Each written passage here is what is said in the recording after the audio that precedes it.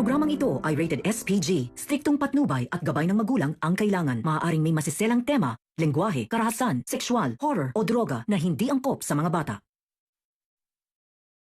Magsasakripisyo si Zoe, alang-alang sa pekeng kapatid niya na si Annalyn. Alamin natin. Welcome back sa aking channel. Mga kaganapan sa abot kamay na pangarap. Napaka-intense nga ng mga kaganapan sa abot kamay na pangarap. Hindi papayag si Zoe na may gawing masama ang ama niyang si Doc Carlos sa pekeng kapatid na si Annalyn. Kaya gagawa ng paraan si Zoe para mailigtas si Annalyn. Ngunit pilit pinipigilan ni Morgana si Zoe na iligtas si Annalyn at hayaan na lang raw ni Zoe si Annalyn kung ano man ang gagawin sa kanya ni Doc Carlos.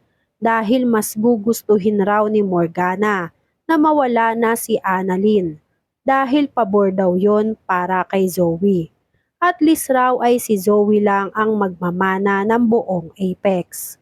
Pero pinanindigan ni Zoe na kahit makita si Annalyn ay siya pa rin ang magiging tagapagmana ng buong Apex as long as hindi sila nabubuking ni RJ na hindi siya tunay na anak at si Annalyn lang ang tunay niyang anak at nagpapanggap lang si Zoe na isang tanyag.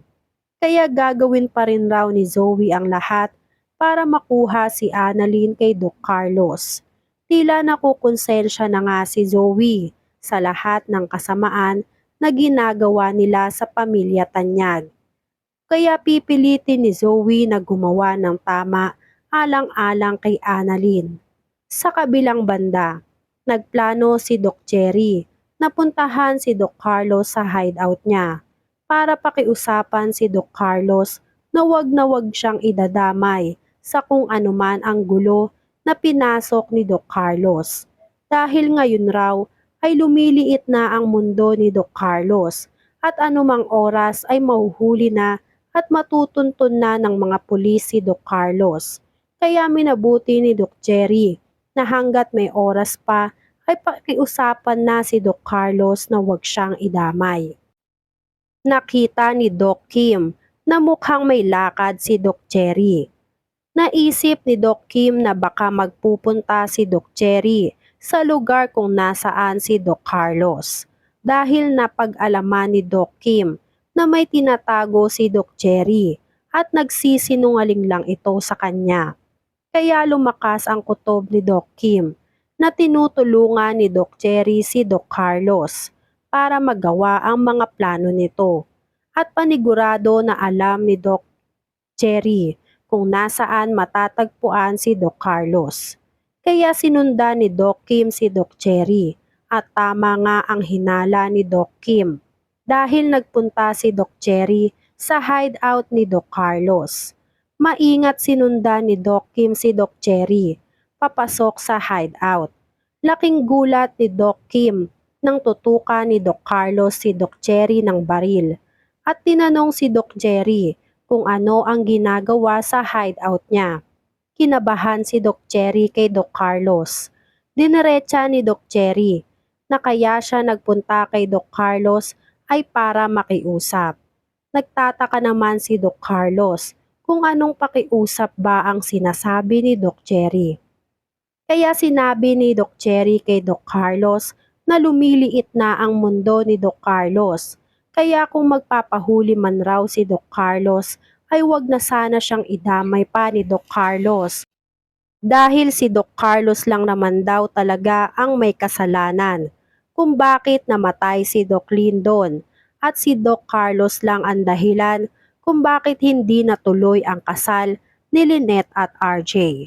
Kaya labas raw si Doc Cherry sa kung anuman ang gulo ni Doc Carlos kung sakali na mahuli siya at magpapakalayo na lang raw si Doc Cherry para lang huwag siyang idamay ni Doc Carlos.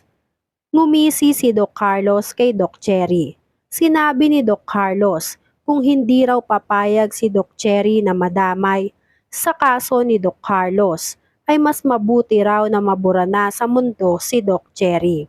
Kinabahan si Doc Cherry Nagmakaawa siya kay Doc Carlos na huwag siyang papatayin nito dahil may pamilya siyang nag-aantay sa kanya.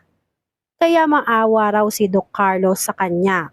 Hindi naman daw kakanta si Doc Cherry at hindi siya magpapakita para hindi maituro si Doc Carlos. Pero hindi pumayag si Doc Carlos. Kaya ang ginawa ni Doc Carlos ay binaril niya si Doc Cherry. Nabigla si Doc Kim sa nasaksihan niya. Hindi akalain ni Doc Kim na mamamatay tao talaga si Doc Carlos.